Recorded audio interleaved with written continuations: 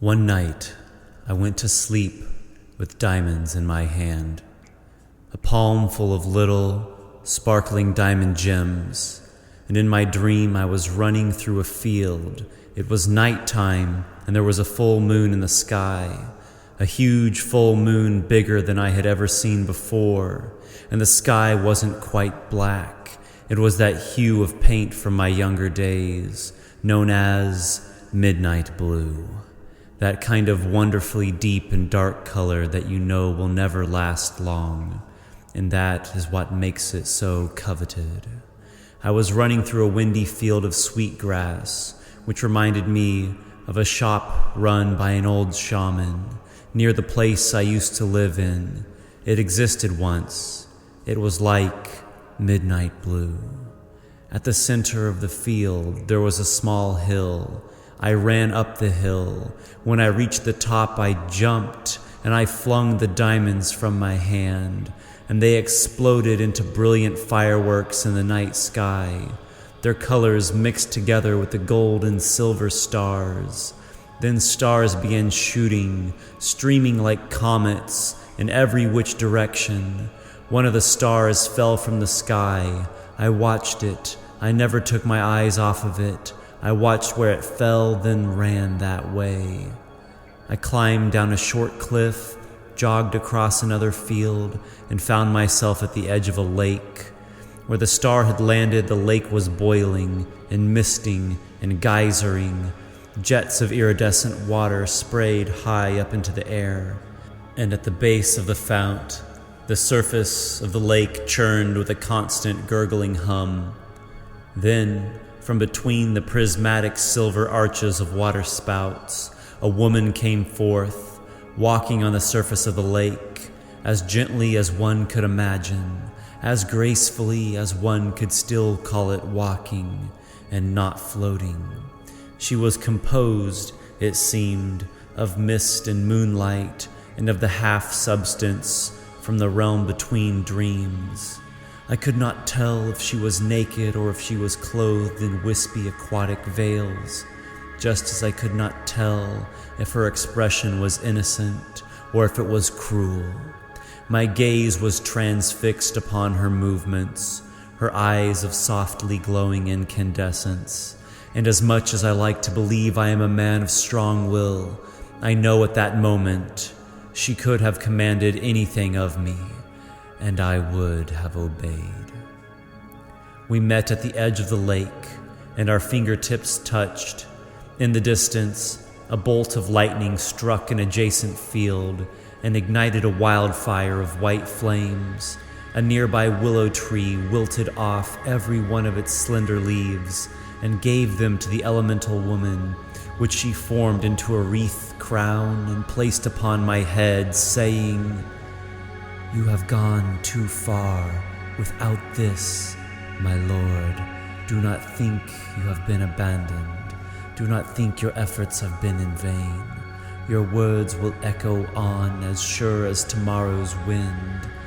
Like every man, you have fear in your heart, but unlike every man, you know what you must do." With that, she kissed my forehead and melted into a multitude of droplets, merging with the lake in an instant. The waters parted, forming a path to the center of the body of water, to where the falling star had plummeted just before. I walked the path out to the very middle, and there was a mouth of a cave, a muddy, dark, cramped opening into a cave under the lake. I didn't want to go inside, but I knew that I had to.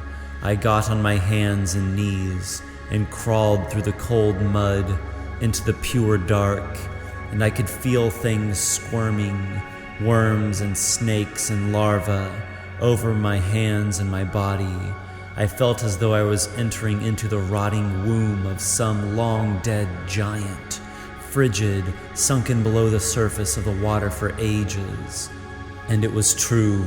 There was a feeling of being in a place that was very old, that feeling of things forgotten, and of things faded and corroded, of all that once was, and of all that could have been.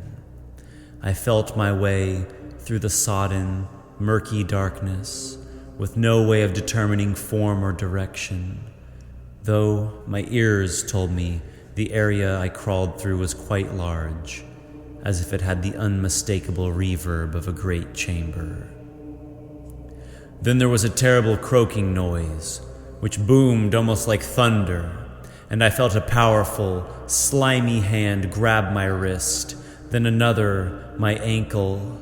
I shouted and struggled, but my captor's strength was fierce, and I was taken through the lightless mud caves for what felt like an hour, then dropped onto hard ground, and with a loud, bass-toned voice, one of my captors commanded, "Don't move. Don't even think about trying to escape." I could hear him walking away.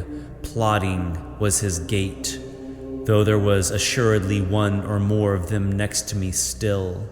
I crouched on a semi-smooth stone floor, breathing in the scent of damp earth and old water, and another scent, the odor of these slimy-skinned aggressors, which reminded me of a bucket I had as a child that I used for holding all sorts of critters and crawling, hopping, slithering things.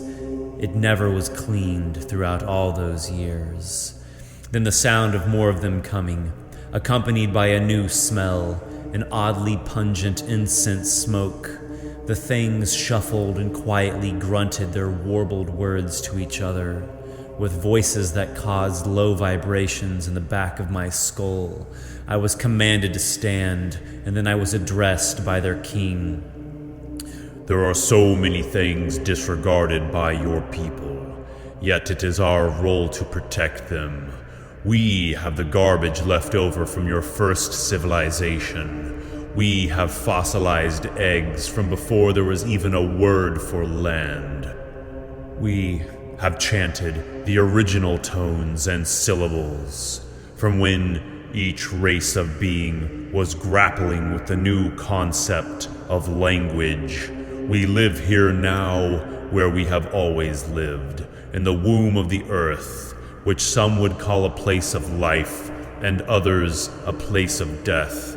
But to us, such concepts are useless, as there is no day nor night here, no dichotomy of such, no grace that relies upon sin, no holiness that is defined by evil, only the initial meaning of things, their primordial forms, before modern definition, before your sterilization, back to the original spawning bed, when the soul of all was a thick sludge, ripe with rot, rich with the contribution of every corpse, and thus I press you. What gift do you present? What giving purpose do you possess, man from the blinding world above?" My mind reeled with a dozen different responses and reactions, yet the same conclusion seemed to me evident, that these creatures could never be satisfied. It was not their nature. Theirs was the most ancient of ways, of always struggling, scrounging, grasping, gnawing, tilling the rancid silt of the underbelly of existence, and there was no word in my language which could parley with or placate the harrowing black hunger of their spirit.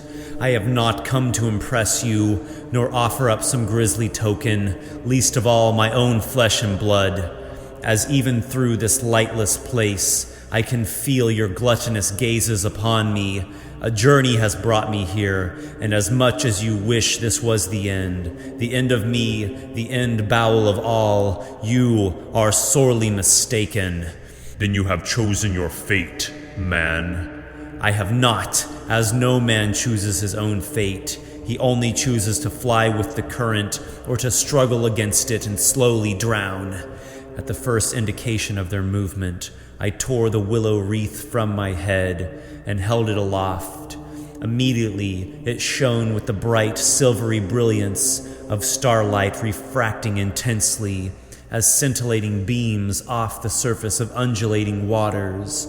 The vivid lights partially blinded my eyes, which had adjusted to the dark place for a while.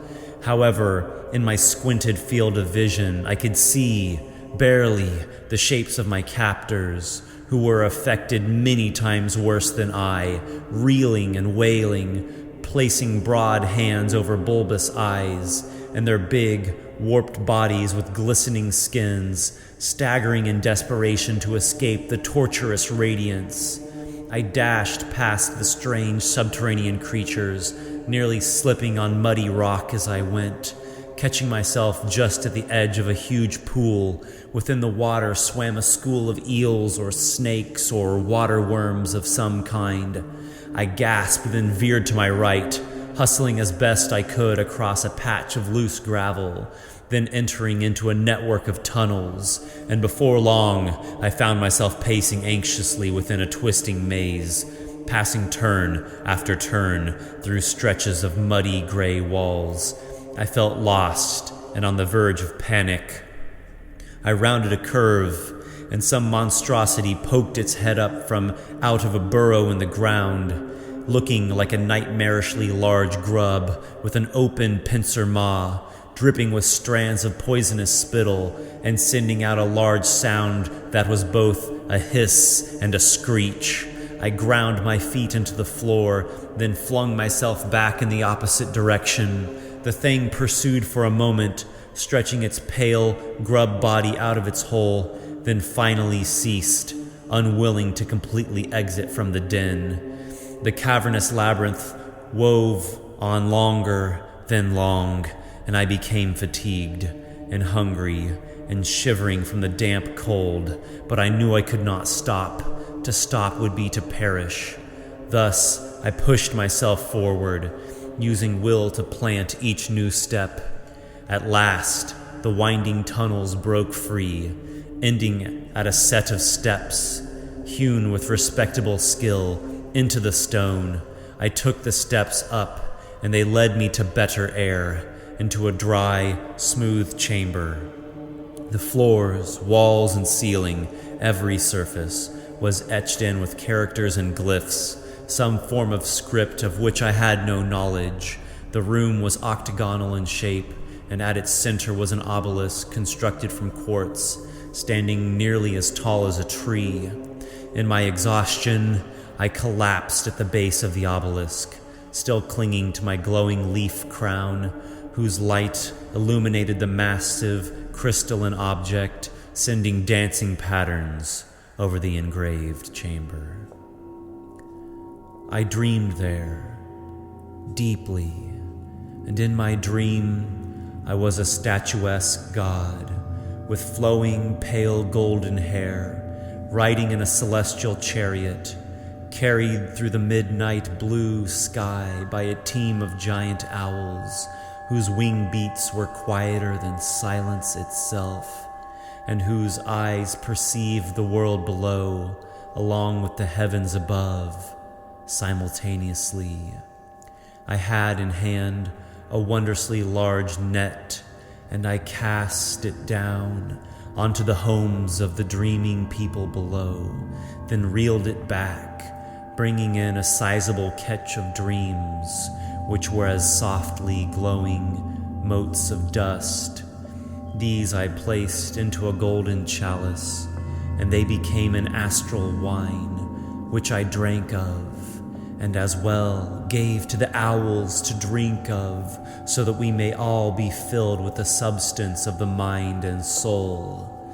Then I cast again my net, this time above, into the distant heavens, and pulled back a collection of stars, which too were placed into my divine chalice, transforming into diamonds. With a graceful, arcing gesture, I let the sparkling stones fall from my palm, down into the minds of the slumbering folk below, knowing that there would be some who would pray to me, to not waste their precious gems, yet cherish them and celebrate them, and that there would be some who would live neglectfully, never knowing their diamonds, nor their dreams. At last, I came upon a dreamer who somehow had pulled the gems from his mind and held to them in hand. As he slept, was I still to cast my net and drink of his dreams? Was I still to give unto him diamonds of the stars above? Only the council of gods could decide upon these questions. Only we in our court, in our seemingly boundless wisdoms, could proceed with the equally boundless discussion of whether or not a man should be punished for his fate.